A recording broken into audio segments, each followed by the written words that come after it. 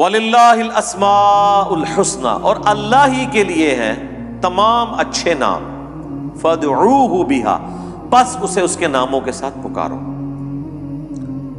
اب یہ جتنے بھی اچھے نام جو قرآن و سنت میں رپورٹ ہوئے یا اگلی الہامی کتابوں میں رپورٹ ہوئے، اللہ تعالیٰ اس چیز کو پسند فرماتا ہے کہ ان کے ناموں کے ذریعے اللہ کی طرف متوجہ ہو۔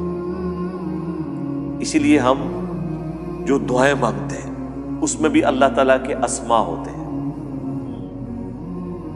بسم اللہ الذی لا یضر مع اسمہ شیء فی الارض ولا فی السماء وہو السمیع العلیم۔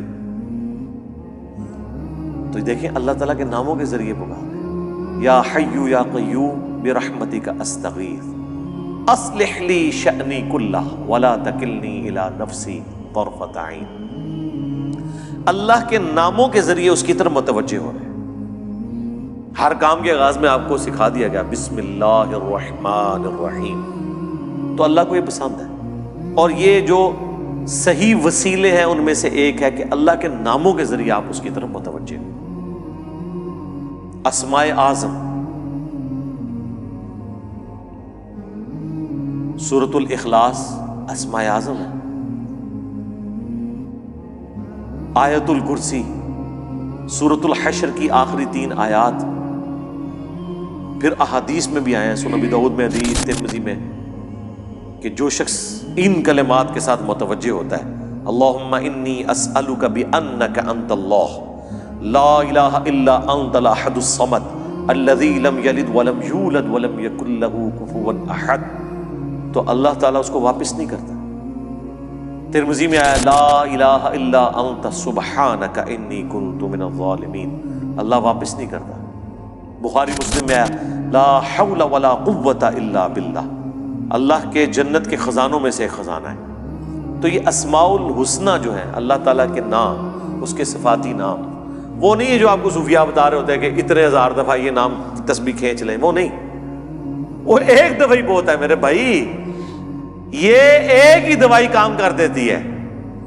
زیادہ زیادہ 3 دفعہ دعائیں آئی ہوئی ہیں، 7 دفعہ آئی ہوئی ہیں، 10 دفعہ آئی ہیں، اس سے زیادہ نہیں، سوائے تسبیحات کے جو 33 دفعہ ہیں یا 100 دفعہ ہیں۔ دعائیں تو آپ کو آیت الکرسی ایک ہی دفعہ پڑھنی ہے فرض نماز کے بعد۔ ابو داؤد میں حدیث ہے ایک دفعہ پڑھ لو صبح کے وقت، لا الہ الا اللہ وحدہ لا شریک لہ لہ الملک ولہ الحمد وہو علی کل شیء قدیر۔ شام تک اللہ کے قلعے میں ہو، اللہ کی طرف سے شیاطین کے اگینسٹ قلعے میں ہو، شام کو پڑھ لو صبح تک قلعے۔ ابو داؤد ترمذی میں ہے کہ جو شخص صبح اور شام 3 دفعہ آخری 3 صورتیں پڑھ لیتا ہے، ہر چیز سے اسے کفایت کر جائے گی۔ بخاری مسلم میں حدیث ہے جو رات کو سونے سے پہلے سورۃ البقرہ کی آخری 2 آیات ایک دفعہ بس پڑھ لے، جو کچھ مانگا مل جائے گا اور ہر چیز سے اسے کافی ہو جائے گی۔ مسلم شریف میں حدیث ہے کہ سبحان اللہ والحمد للہ ولا الہ الا اللہ واللہ اکبر پڑھنا، رسول اللہ فرماتے ہیں مجھے ہر اس چیز سے بڑھ کر محبوب ہے جس پہ سورج طلوع ہوتا ہے، دنیا اور دنیا کی ہر چیز سے بڑھ کر یہ پسندیدہ ترین کلمات ہیں جو ہم فرض نماز کے بعد بھی پڑھتے ہیں۔ یہ اللہ تعالیٰ کے کلمات ہیں، ان کے ذریعے اللہ کی طرف متوجہ ہوں، اللہ تعالیٰ دعا قبول کرتے ہیں۔ وہ ترمذی میں حدیث ہے ایک شخص آیا، اس نے نماز پڑھی، پھر تیزی سے دعا شروع کر دی، آپ نے فرمایا سائل نے جلدی کی۔ ایک دوسرا شخص آیا، اس نے پہلے اللہ کی حمد بیان کی، پھر دروشی پڑھا، پھر دعا مانگی، فرمایا سل تعطا سل تعطا، مانگ تجھے دیا جائے گا، مانگ تجھے دیا جائے گا۔ اور نماز میں بھی پروٹوکول آپ دیکھیں کیا ہے، پہلے اللہ کی حمد بیان ہوتی ہے، التحیات للہ والصلوات والطیبات، پھر درود شریف، اور اینڈ پہ جا کے دعائیں آتی ہیں۔ دعا کا پروٹوکول ہے اللہ کی تعریف اور اس کے بعد درود شریف اور پھر دعا، اس کے بغیر دعا قبول نہیں ہوتی۔ اور جس نے تیزی سے دعا کی تھی نا، ترمذی میں حدیث ہے، پھر حضور نے اسے بلایا اور سمجھایا کہ پہلے اللہ کی حمد بیان کرو، پھر مجھ پر درود شریف پڑھو، پھر اللہ کی طرف متوجہ ہو، اللہ دعا قبول کرے گا۔ کسی مزار پہ جانے کی ضرورت نہیں میرے بھائی، گھر بیٹھے اللہ کی حمد اور درود شریف کے ساتھ آپ اللہ کی طرف متوجہ ہوں۔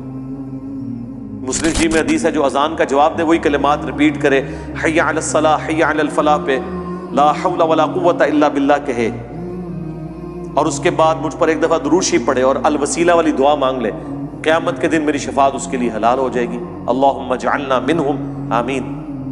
کتنے پیارے پیاری چیزیں ہیں جو نبی علیہ السلام نے تعلیم فرمائی ہیں.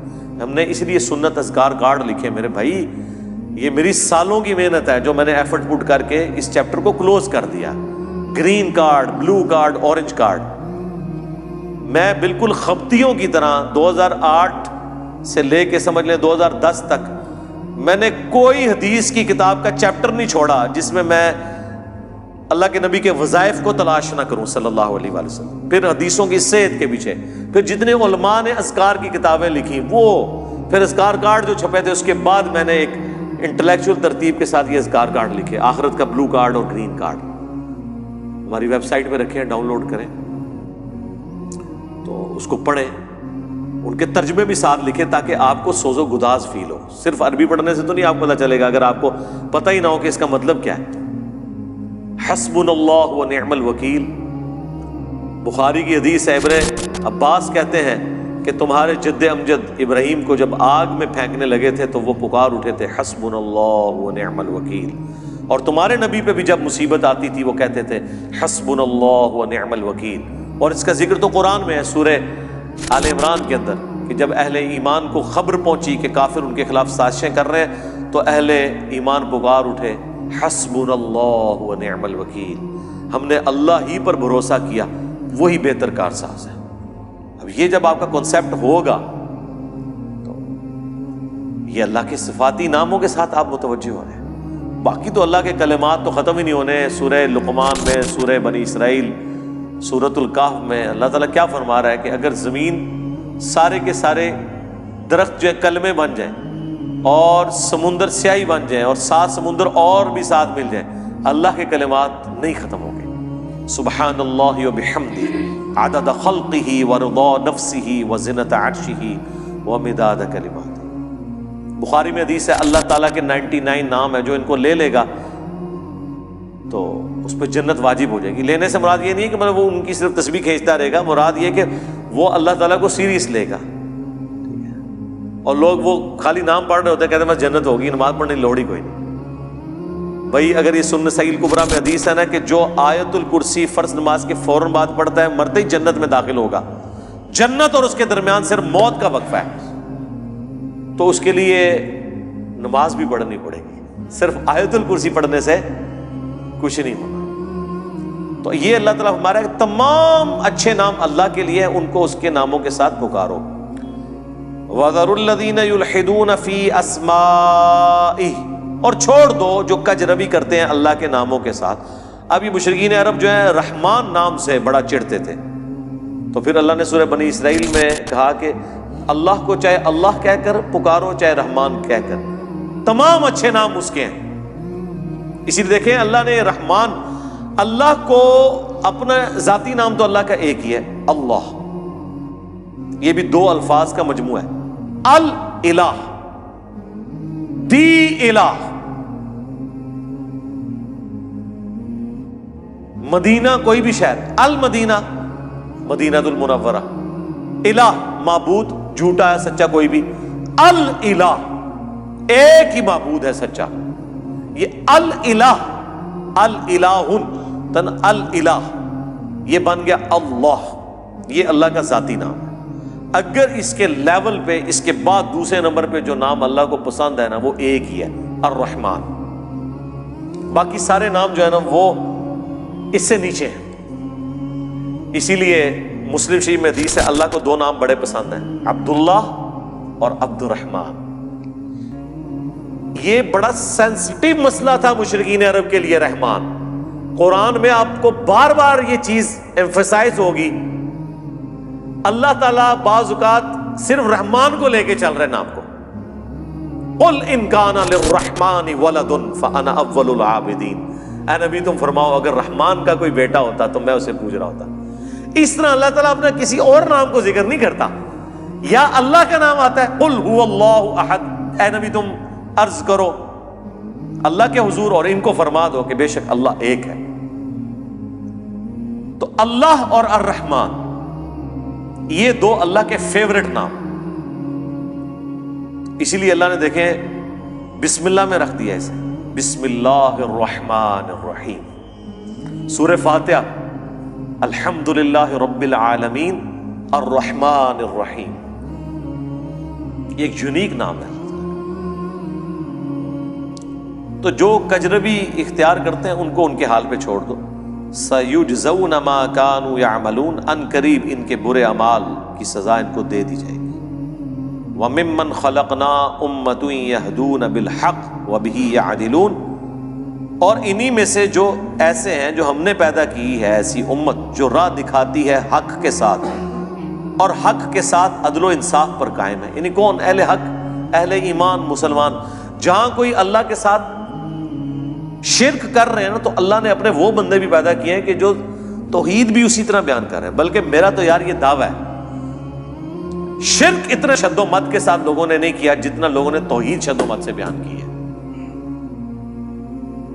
تو اللہ تعالیٰ ایسے بندوں پر فخر کرتا ہے جو اس کی توحید کو بلند کرتے ہیں. سبحان ربک رب العزت عما یصفون. دیکھیں نا سورہ الصافات میں اللہ نے ایک ایک نبی کا ذکر کیا ہے. یار اللہ کو جو بندے پسند ہیں نا وہ اس کے پیغمبر ہیں. حقیقت بات ہے. اس لیے میں اکثر کہتا ہوں کہ اگر اس کائنات کی سب سے بڑی کوئی دعا ہے نا تو یہ ہے کہ یا اللہ پیغمبر بنا دے. لیکن یہ دعا حرام ہے، کیونکہ پیغمبر کا عہدہ وہبی ہے، کسبی نہیں ہے. وہبی ہے یعنی گاڈ گفٹڈ، کسبی یعنی ایفرٹ پٹ کر کے نہیں آپ حاصل کر سکتے. اگر اس کائنات کی کوئی سب سے بڑی دعا ہے نا تو یہی ہے کہ اللہ پیغمبر بنا دے، تو یہ تو پاسبل نہیں. تو اس کے بعد دوسری دعا یہ ہے کہ ہمیں قیامت میں اور جنت میں انبیاء کا پڑوس نصیب فرما. آمین. اس سے بڑی کوئی دعا ہو ہی نہیں سکتی. تو اللہ کو اپنے پیغمبر اتنے پسند ہیں، اللہ تعالیٰ اتنی تعریف کر رہا ہے ابراہیم کی کہ اللہ تعالیٰ کے لیے بس ابراہیم ہی ہے انسانیت میں. اس طرح ذکر ہے. اللہ تعالیٰ کیا فرماتا ہے؟ ابراہیم جس نے ہم سے وفا کی، سورہ النجم میں.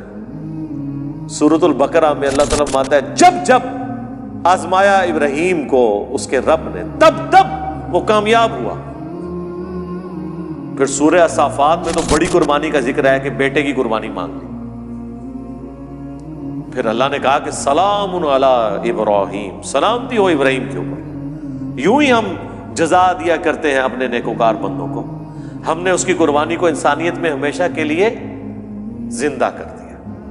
آج امت محمدیہ ہے لیکن قربانی کو کہتی ہے سنت ابراہیمی، حج کو کہتی ہے سنت ابراہیمی، اسلام کو کہتی ہے دین ابراہیمی. ملت ابیکم ابراہیم ہوا سماکم المسلمین من قبل وفی ھذا.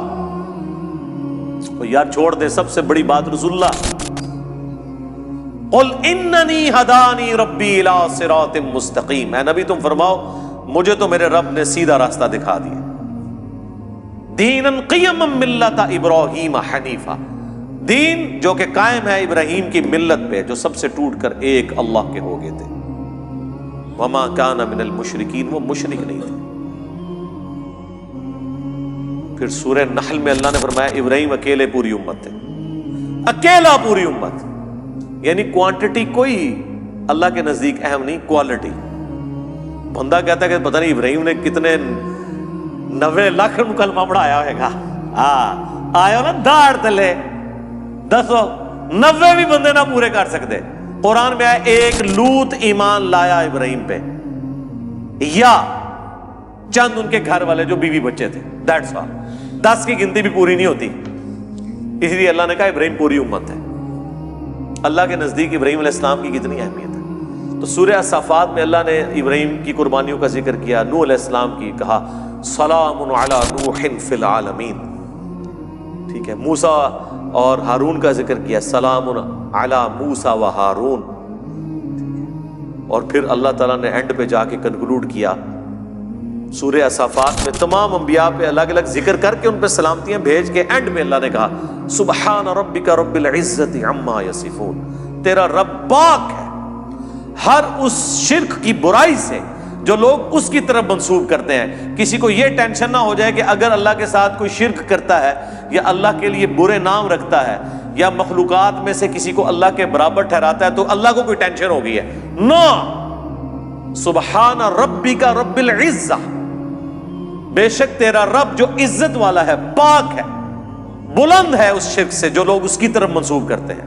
وَسَلَامٌ عَلَى الْمُرْسَلِينَ. اس کے اندر پتہ کیا درد ہے؟ اللہ کہتا ہے ہمارے لیے تو ہمارے پیغمبر ہی کافی ہیں، سلامتی ہو ہمارے پیغمبروں پر. انہوں نے ایسا حق ہمارا ادا کیا کہ پوری انسانیت گمراہ بھی ہو جائے نا، ہمیں کوئی پرواہ نہیں ہے. ہمارے جو سچے بندے تھے، ابراہیم، موسیٰ، عیسیٰ، نوح، آدم، محمد رسول اللہ صلی اللہ علیہ وآلہ وسلم، ان پر سلامتی ہو. والحمدللہ رب العالمین. اور تمام تعریفیں پھر اللہ کے لیے. اس لیے میں نے درود شریف پہ جو لیکچر دیا تھا نا، اس میں میں نے کہا تھا کہ سب سے بیسٹ درود وہ قرآن کے اندر آ گیا ہے. سبحان ربک رب العزت عما یصفون وسلام علی المرسلین والحمد للہ رب العالمین. آپ کو مزے کی بات بتاؤں، یہ جو حدیث ہے نا بخاری مسلم کی کہ نبی علیہ السلام فرض نماز کے بعد پڑھتے تھے لا الہ الا اللہ وحدہ لا شریک لہ لہ الملک ولہ الحمد وہو علی کل شیء قدیر اللہم لا مانع لما اعطیت ولا معطی لما منعت ولا ينفع ذا الجد منک الجد. بخاری مسلم میں تو اتنی یہ دعا آتی ہے. جو حضرت معاویہ نے خط لکھا تھا تو مغیرہ ابن شعبہ نے یہ وظیفہ بتایا تھا ان کو کہ اللہ کے نبی فرض کی نماز کے بعد یہ پڑھا کرتے تھے. لیکن ترمذی میں جب یہ حدیث آتی ہے نا، اس کے ساتھ یہ الفاظ بھی ہیں کہ اس کے بعد حضور پڑھتے تھے سبحان ربک رب العزت عما یصفون وسلام علی المرسلین والحمد للہ رب العالمین. یہ قرآن کی جناب فیوریٹ ترین آیات ہیں. مجھے آج بھی یاد ہے، میں 2007 میں حج کیا تو 2007 کے اندر 2 حج آئے تھے، ایک جنوری کے مہینے میں اور ایک دسمبر میں. 18 دسمبر کو آیا تھا. تو وہ 18 دسمبر والا جو حج تھا نا، وہ میں نے کیا تھا. تو میدان عرفات میں اس ٹائم تو ظاہر ہے ہم نئے خود ابھی رائے حق کے مسافر تھے، ابھی تو پتہ ہی نہیں تھا کہ اللہ نے کتنا بڑا کام لینا ہے. میں نے تو ابھی کوئی ویڈیو ریکارڈنگز بھی شروع نہیں کی تھی. تو میدان عرفات میں مجھے آج بھی یاد ہے، میں جب دعائیں کر رہا تھا نا، تو مجھے ایک چیز جو میرے دل میں غم کے طور پہ تھی کہ دنیا کتنی شرک میں ڈوبی ہوئی ہے، اور پیغمبر دنیا میں آتے ہیں، کوشش کرتے ہیں، ایفرٹ پٹ کر کے چلے جاتے ہیں، لیکن پھر بھی ہدایت جن کی نصیب میں ہے وہ حاصل کرتے ہیں جو ایفرٹ پٹ کر رہے ہوتے ہیں. تو اللہ تعالیٰ نے اتنی بڑی کائنات بنائی، اتنی مخلوقات پیدا کی، لیکن اینڈ رزلٹ یہ نکلا ہے. دنیاوی طور پہ تو ہم اسے ناکامی سمجھ رہے ہیں نا کہ اتنے بندے پیدا کیے ہیں تو وچوں جڑے کام دے بندے نے وہ چند ہی کی نکلے نے، باقی تو سارے فارغ ہو گئے. ٹھیک ہے، تو اب دنیاوی اعتبار سے تو ہم شاید اسے کریٹر کی کمزوری سمجھ رہے ہیں، لیکن اللہ تو بے پرواہ ہے. اللہ کو تو کوئی فرق نہیں پڑتا، سارے جہنم میں چلے جائیں، سارے جنت میں چلے جائیں، اللہ کو کوئی پرواہ نہیں. تو اس کے اوپر میں بہت زیادہ ایمفسائز کر رہا تھا اور میں بڑا پریشان تھا. تو اس وقت اچانک جو ہے نا اللہ تعالیٰ انسان کو چیز یاد دلواتا ہے نا، تو مجھے اللہ تعالیٰ نے میرے دماغ میں یا میرے دل میں یہ چیز ڈالی کہ سبحان ربک رب العزت عما یصفون.